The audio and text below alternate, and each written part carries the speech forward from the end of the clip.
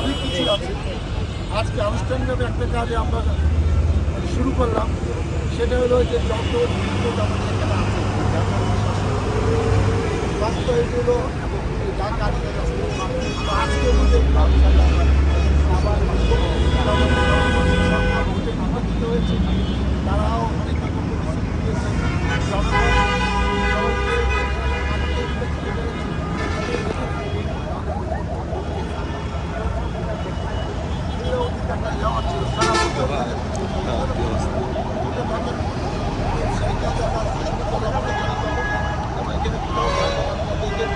আরও যে হিসাবে আছে আমি আশা করছি যে ইনশাল্লাহ খুব শীঘ্র হয়তো ঈদের আগে থেকে আমাদের এই কাজটা কমপ্লিট হয়ে যাচ্ছে। এবং শুধু শুধু পাঁচটা না, এই যত যত জায়গা আছে কোথাও থাকবে না। আমার চেষ্টা করতে করায় আগে আমাদেরকে চেক করেই তারপর পরামর্শ কন্ডিশনাল দিয়ে এটা হয় না যে আগে আমি আপনাদের পরামর্শ করবো। জনগণ যেটা প্রত্যাশা করছে আমি জনগণের সাথে সমিতি প্রকাশ করি এবং মাদকের বিরুদ্ধে তো আমি ঘোষণা করেছি। সেটাও ঈদের আগে কিন্তু জমজমাট ব্যবসা হবে।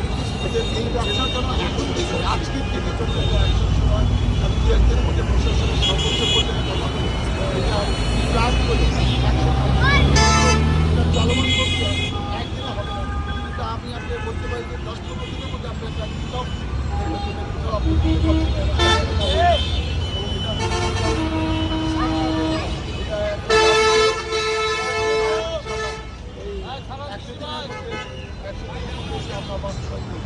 আর চাঁদাবাজি সরকার যেগুলো আছে আমার নাম্বার দিয়েছি।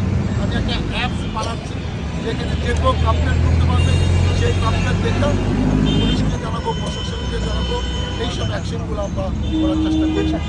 আমার জন্য মূল কথা অনেক প্রতীক্ষা নির্বাচন, অনেক কষ্টের নির্বাচন, অনেক প্রতিযোগিতামূলক নির্বাচন। আমি কত ভোটে কিন্তু বড় ব্যাপার।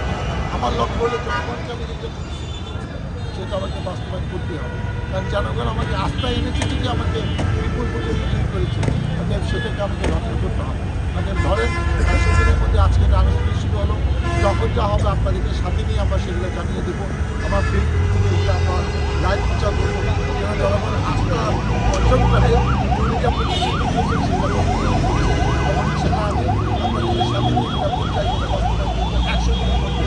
আগামী রমজান কিন্তু চন্ডিকটে 2 দিন পরে রমজান শুরু হতে যাচ্ছে। আপনার নির্বাচনী ইশতেহারে ছিল যানজট মুক্ত করবেন আপনি আবার এই বিষয়ে আপনার সেটাও আমার একটা পরিকল্পনা আছে। আমি যানজটের পরিকল্পনা করেছি যে এখানে প্যারা ট্রাফিকের মতো একটা টিম থাকবে যারা ট্রাফিক পুলিশকে সহযোগিতা করবে।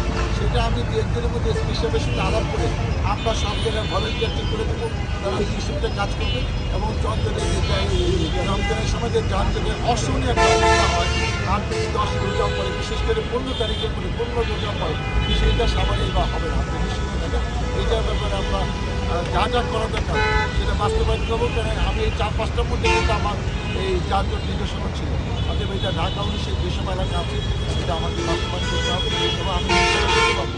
চাঁদাবাজ এবং মাদক ব্যবসায়ীদের বিরুদ্ধে আপনার মেসেজ কি থাকবে? আমার মেসেজ হলো তাদেরকে আমরা এই ব্যবসা করতে দিব না। তারা যদি আমাদের ব্যাপারে আন্তরিকতা না দেখান এবং এটা যদি তারা অব্যাহত রাখেন, অবশ্যই পুলিশ তার দায়িত্ব পালন করবে। আমরাও স্থানীয় পর্যায়ে এলাকাবাসীকে নিয়ে এটা করতে ইনশাল্লাহ সবাইকে নিয়ে একটা সুন্দর উদযাপন বিরাজমান পাবে, এতে কোনো সন্দেহ নেই। সবাইকে অনেক অনেক ধন্যবাদ।